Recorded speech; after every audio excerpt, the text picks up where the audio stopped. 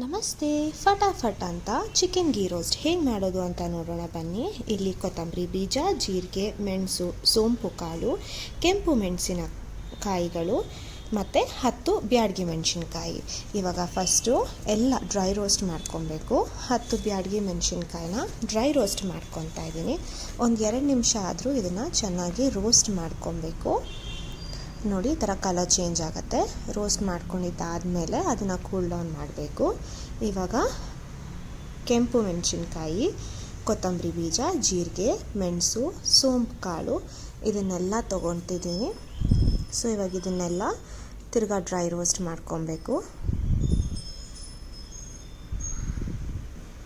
ಒಂದು 2-3 ನಿಮಿಷ ಆದರೂ ಚೆನ್ನಾಗಿ ಡ್ರೈ ರೋಸ್ಟ್ ಮಾಡ್ಕೊಳ್ಳಿ. ಸೊ ಕಲರ್ ಚೇಂಜ್ ಆಗಬೇಕು. ಕಲರ್ ಚೇಂಜ್ ಆದಮೇಲೆ ಇವಾಗ ಸೈಡಲ್ಲಿ 1 ನಿಂಬೆಹಣ್ಣು ಮತ್ತು ಶುಂಠಿ ಬೆಳ್ಳುಳ್ಳಿ ತೊಗೊಂಡಿದ್ದೀನಿ. ಮಿಕ್ಸಿಗೆ ಡ್ರೈ ರೋಸ್ಟ್ ಮಾಡ್ಕೊಂಡಿರೋದೆಲ್ಲವನ್ನು ಇವಾಗ ಚೆನ್ನಾಗಿ ರುಬ್ಕೊಳ್ಳೋಣ. ಇದರ ಜೊತೆ 1 ನಿಂಬೆಹಣ್ಣು, ಶುಂಠಿ ಬೆಳ್ಳುಳ್ಳಿ ತೊಗೊಂಡಿದ್ದೀನಿ. ನೀರು ಜಾಸ್ತಿ ಹಾಕ್ಕೊಳಕ್ಕೆ ಹೋಗಬೇಡಿ.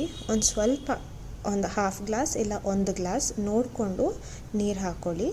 ಪೇಸ್ಟ್ ಸ್ವಲ್ಪ ಗಟ್ಟಿಯಾಗಿದ್ದರೆ, ಅಂದರೆ ಥಿಕ್ಕಾಗಿದ್ದರೆ ಪೇಸ್ಟು ತುಂಬ ಚೆನ್ನಾಗಿರುತ್ತೆ. ನೋಡಿ, ಪೇಸ್ಟ್ ಈ ಥರ ಬರಬೇಕು.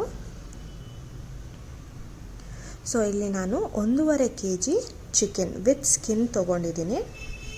ಮತ್ತು ಲೆಗ್ ಪೀಸಸ್ ಕೂಡ ಸಪ್ರೇಟಾಗಿ ತೊಗೊಂಡಿದ್ದೀನಿ. ಹಾಗೆ ಲೆಗ್ ಪೀಸ್ಗಳನ್ನು 3 ಸ್ಲಿಟ್ಸ್ ಮಾಡ್ಕೊಂಡಿದ್ದೀನಿ. ಅಂಗಡಿಯವ್ರಿಗೆ ಹೇಳಿ ಮಾಡಿಸ್ಕೊಂಡಿರೋದು ಇದು. ಸೊ ಚೆನ್ನಾಗಿ ಮಸಾಲೆ ಪೀಸ್ ಒಳಗಡೆ ಹೋಗುತ್ತೆ ಅಂತ. ಸೊ ತಿನ್ನಬೇಕಾದ್ರೂ ನಮಗೆ ಚೆನ್ನಾಗಿ ಅನಿಸುತ್ತೆ. ಸೊ ಮಸಾಲೆನ ನಾವು ಚೆನ್ನಾಗಿ ರಬ್ ಮಾಡಬೇಕು ಚಿಕನ್ ಪೀಸ್ಗಳಿಗೆ. ಸೊ ಆಲ್ಮೋಸ್ಟ್ ನಾನು ಒಂದೊಂದೇ ಪೀಸ್ ಎತ್ಕೊಂಡು ಮಸಾಲೆಗಳನ್ನ ಈ ಥರ ರಬ್ ಮಾಡಿರೋದು.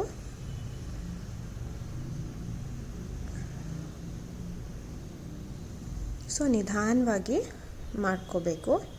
ಸೊ ಇವಾಗ ಎಲ್ಲ ಪೀಸ್ನ ಚೆನ್ನಾಗಿ ಮಿಕ್ಸ್ ಮಾಡ್ಕೊತಾ ಇದ್ದೀನಿ ತಿರ್ಗಾ ಇನ್ನೊಂದು ಸತಿ. ಇದಾದಮೇಲೆ ಒಂದು 3-4 ಸ್ಪೂನ್ ಆಗೋಷ್ಟು ಮೊಸರು ತೊಗೊಂಡಿದ್ದೀನಿ.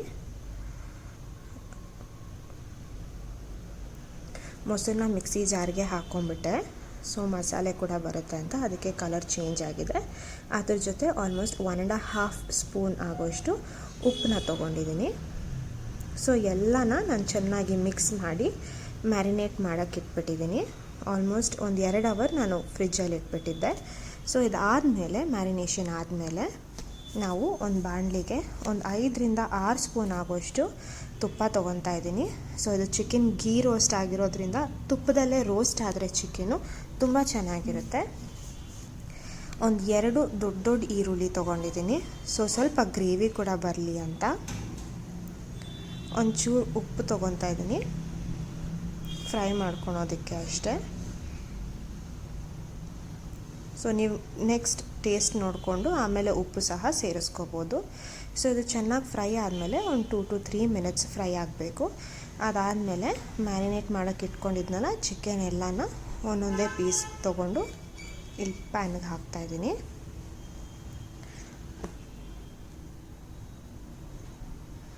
ಯಾವುದೇ ಕಾರಣಕ್ಕೂ ಮಸಾಲೆನ ಬಿಡೋಕ್ಕೆ ಹೋಗಬೇಡಿ. ಮಸಾಲೆ ಎಷ್ಟು ಉಳಿದಿದ್ರೂ ಅದನ್ನು ಹಾಕ್ಕೊಳ್ಳಿ, ಟೇಸ್ಟ್ ತುಂಬ ಚೆನ್ನಾಗಿರುತ್ತೆ. ಸೊ ಒಂದು ಸತಿ ಚೆನ್ನಾಗಿ ಮಿಕ್ಸ್ ಮಾಡಿ